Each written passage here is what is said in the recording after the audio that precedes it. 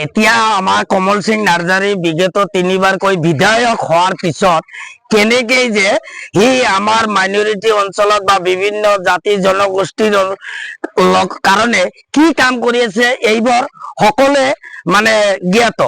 আৰু এইবাৰ চাওক আমাৰ NDA হিচাপত যিজন পাৰ্টি প্ৰদান কৰিছে অৰূপ কুমাৰ দে, ই যে কমচে কম আপনাৰ 15 পৰা 20,000 ভোটৰ ব্যৱধানত ইয়াৰ পৰা জয়যুক্ত কৰি দিছপুৰ যাবলৈ সাজু হৈ আছে। চালানি বুলি কৈ আছে। দেখক চালানি নহয়, NDA BJP AJP BPF মিলি NDA চালানি নহয়, আমাৰ কামহে কৰিব লাগে। আমাৰ অঞ্চলত যিবোৰ কাম হ'ব লগা আছে এই কামবোৰ হ'ব। আৰু যদি আমাৰ সকলে ৰাইজে চিন্তা চৰ্চা কৰি সূক্ষ্ম জ্ঞানত ভাবি যদি আমাৰ বিজেপিক ভোট প্ৰদান কৰি এই অৰূপ কুমাৰ দেক যদি MLA বনাই দিছপুৰলৈ পঠাব পাৰে, আমাৰ BTCৰ চিফ হাগ্ৰামা মহিলাৰী ছাৰে চাওক ইয়াক মন্ত্ৰিত্ব প্ৰদান কৰি দিব যে এইটো অপ্ৰিয় সত্য কথা। চাওক অৰূপ কুমাৰ দে কোনো জাতি ধৰ্ম ভাষা নিৰ্বিশেষে যে ই যে এজন প্ৰকৃতি ডাইনামিক লিডাৰ, এটো কিন্তু সকলে বিজনেস সাব ডিভিশনৰ মানুহে গম পাই আছে বা চিনি আছে। আৰ এইজন ব্যক্তিয়ে কাম কৰিব নিশ্চয়।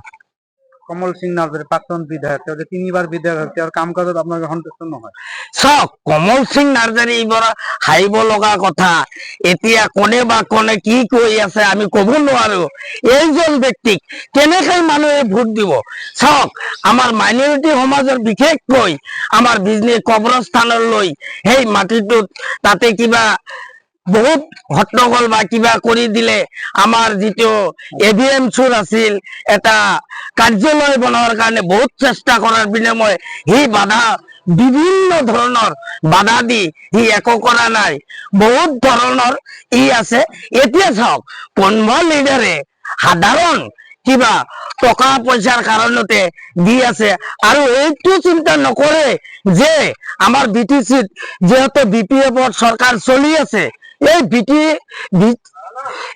BPFৰ চৰকাৰ 5 বছৰতো আপোনালোকে থাকিবই, নিশ্চয় বহুত উন্নয়ন হ'ব। আৰু বিগত দিনত চাওক আমাৰ প্ৰমোদ বড়ো ডাঙৰীয়া যিখিনি কাম কৰিব মানে এইখিনি কৰা নাই। এই ইয়াতে চাওক আধাৰ শিলা স্থাপন কৰি আছে, এইবিলাক বাগৰি বাহুই পৰি আছে। এই এনেকাই ইহঁতৰ ভেকু ভাওনাৰ বাহিৰত এইবিলাকে একো নহয়। চাওক আমাৰ মাইনৰিটি কাষ্টৰ পৰা আমি কমচে কম 15 পৰা 16,000 ভোট প্ৰদান কৰিব, এইটো আমি আশাবাদী। আৰু আমাৰ BPFৰ সকলো কাৰ্যকৰ্তা বিভিন্ন কৌশলে আমাক এই প্ৰচাৰ কৰি আছে আৰু কাম কাজ চলাই আছে। আৰু অৰূপ কুমাৰ দেক যে বিপুল ভোটত আমি জয়যুক্ত কৰি দিছপুৰলৈ পঠাম, এইটো সত্য।